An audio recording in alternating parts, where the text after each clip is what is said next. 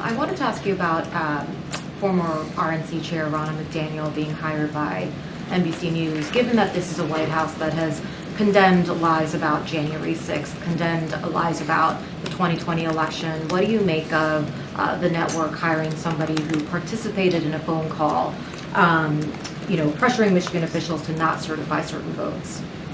So look, we're always very mindful about personnel decisions. In this instance, made by a media organization. I'll say a couple of things, and I'll quote the president in a second. So you all heard him at the Gridiron dinner very recently, about 2 weekends ago. He spoke directly about critical role that journalists play.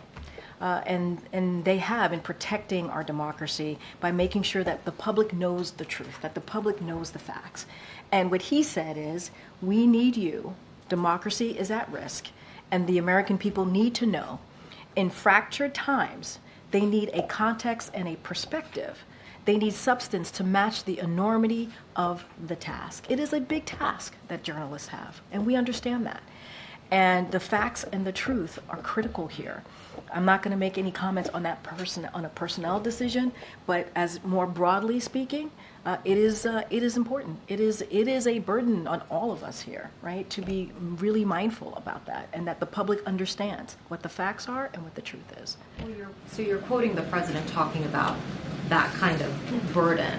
Does this White House, does the president believe that kind of voice like hers, that there's room for her in the national political discourse? Look, I'll answer it this way. We saw what happened on January 6th.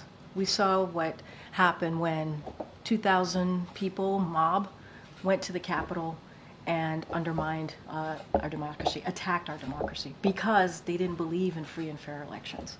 And so we understand, and we saw that, and some of you may have been there, many of you reported it.